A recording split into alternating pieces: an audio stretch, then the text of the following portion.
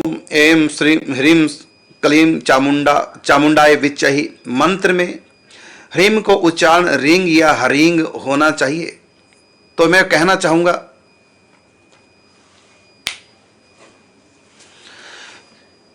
चाहूंगा कि इसका बड़ा विस्तार से है, तो आप सजग होकर अलर्ट होकर के यदि मेरी बात को सुनेंगे, थोड़े भी आप पढ़े लिखे होंगे तो समझ आएंगे। क्योंकि बहुत लोगों को कंफ्यूज है। जैसे निकुंज मंत्र में कलीम आता है तो ये कलीम है कि कलिंग है कि कलिंग है, तो कहीं कंफ्यूज है। तो मैं पूरा विस्तार से बताना चाहूंगा। देखो, कलीम का उच्चारण कलीम, बस कलीम, लास्ट में मां हलंत, मतलब होठ बंद ही रहे, खोले ना, कलीम।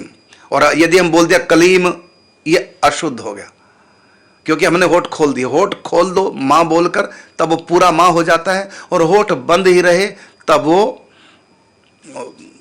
हलंत हो जाता है, मतलब आधा मां हो जाता है।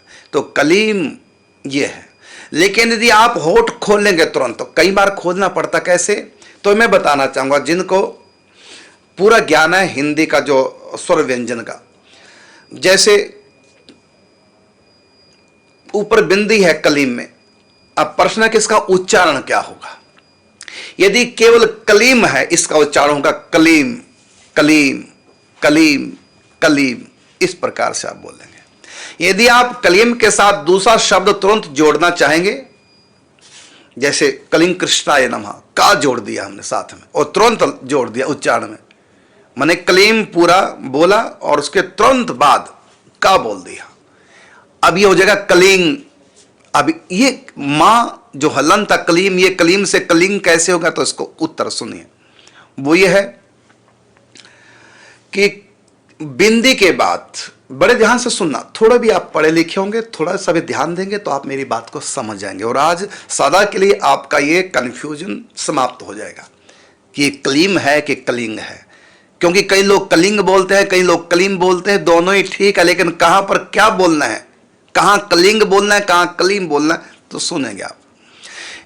अब ये कहीं भी अक्षर के ऊपर, शब्द के ऊपर यदि अंतिम में बिंदी है तो उसका अर्थ हो गया आधा मां। तो जैसे गुणम, ऊपर बिंदी तो आ गया, उसका अर्थ मां हो गया। अब ये कई जगह ये बिंदी इया भी हो जाती है, जैसे चम्मच, चा के ऊपर बिंदी है। अब इसको जब हम उच्चारण करेंगे तो आधा मां, चा छा जा जा या, अब या हो गया ये। अब ये बिंदी या का उच्चारण होगा, कैसे होगा? तो इसका उत्तर सुनो। तो मैं कहना चाहूंगा कि पहले आप पूरा ये समझ लें, का खा गा घा, जो ये है कवर्ग, इसको बोलते हैं कवर्ग, इसके सबसे पीछे अंगा, और चा छा जा झा या, तो इस चवर के पीछे लिखा हुआ या, और ऐसी है ता था दा धा ना, तो तवर्ग इसको बोलते हैं, तवर्ग के पीछे है ना। और इसी प्रकार टा ठा डा ढा ना, तो टवर्ग के पीछे है णा। इसी प्रकार पा फा बा भा मा, तो ये पवर्ग बोलते हैं, इसको पर्व के सबसे अंतिम में है मां। ये है यहां तक। तो कवर्ग, चवर्ग, तवर्ग, टवर्ग, और साथ में है पवर्ग। अब किसी भी शब्द के ऊपर यदि बिंदी लगी है, वो बिंदी का अर्थ क्या होगा? अक्षर के ऊपर यदि बिंदी है तो बिंदी का अर्थ क्या होगा? उस बिंदी के बाद वाला जो भी शब्द होगा, अब देखना कौन से वर्ग में है वो शब्द।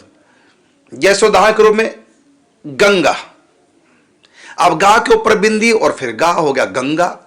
अब ये इसको हम अंगा बोलेंगे, ना नहीं बोलेंगे, मां नहीं बोलेंगे, गंगा नहीं बोलेंगे, गंगा बोलेंगे, जबकि बिंदी है। अब ये अंगा ना बनकर, ये न माने मां ना बनकर ये अंगा कैसे बनी? इसका उत्तर है कि देखिए आप इस बिंदी के अंत में कौन सा शब्द है, तो अंत में गा, गंगा, गा है। तो देखिए गा कौन से वर्ग में? तो का खा गा गा, का खा गा, तो एक कवर्ग में है। तो कवर्ग का अंतिम अक्षर अंगा, तो ये बिंदी अंगा कहलाएगी। इसका अर्थ हुआ। जैसे चंचल, अब वहां तो अंक की बिंदी, गंगा में अंक की बिंदी अंगा कहलाई।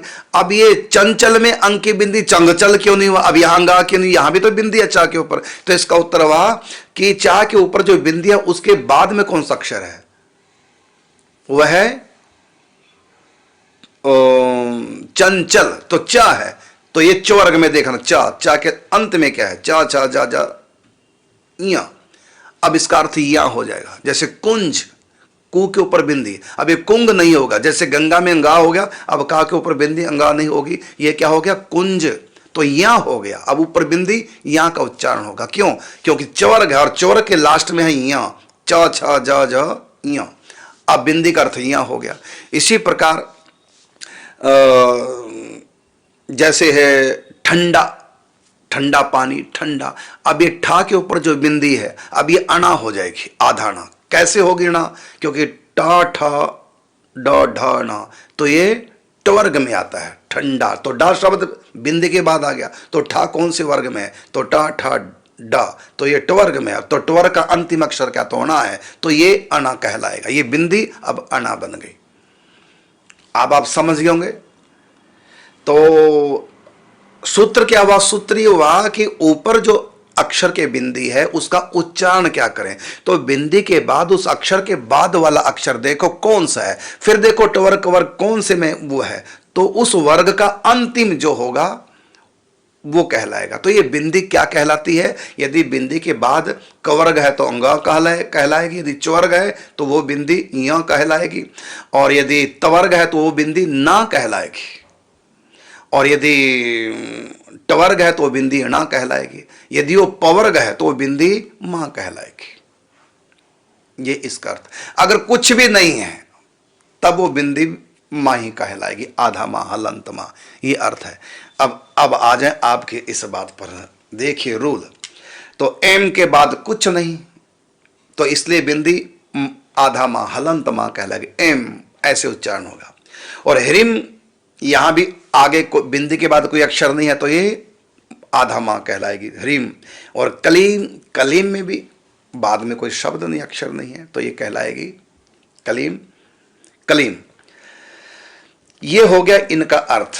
अच्छा, कई लोग एंग हरिम कलिंग, कलिंग बोलते हैं। तो कलिंग क्यों बोलते हैं, क्योंकि यदि हम कलीम के साथ में कृष्ण जोड़ दें, जैसे कृष्णाय नमः कलीम के साथ जोड़ दिया, तो कलीम के बाद में का आ गया, तो का को जोड़कर बोल रहे, हम अलग अलग शब्दों को नहीं बोल रहे। होता कई बार घसीट बोलते हैं, तो जब अलग अलग शब्द हम बोलेंगे कलीम कृष्णाय नमः, ये तो हो गया कलीम। यदि हम जोड़ के बोलेंगे कृष्ण को कलीम से तो बोलेंगे कलिंग कृष्णाय नमः। अभी होठ बंद नहीं होंगे कलीम में, जैसे कलीम में होठ बंद अब नहीं होंगे, अब होगा कलिंग कृष्णाय नमः, क्योंकि हमने अंक की बिंदी के तुरंत बाद का लगा दिया, और का के अंत में वर्ग में पीछे क्या है, का खा गा घा अंगा हो गया, तो वो गंगा वाला वो अंगा लगेगा अभी यहां, तो होगा कलिंग, अब हो जाएगा कलिंग कृष्णाय नमः।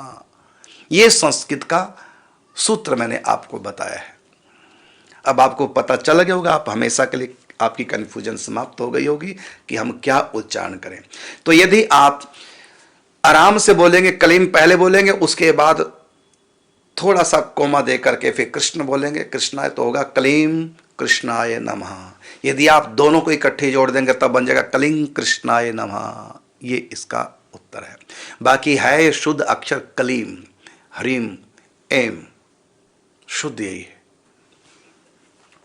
यदि आप अलग अलग बोलेंगे तो यही बोलेंगे एम, हरीम, कलीम, चामुंडा यही विजय, ये होगा। यदि आप स्पीड से बोलेंगे बस वो अंगा हो जाएगा सबका अर्थ, अक्षर।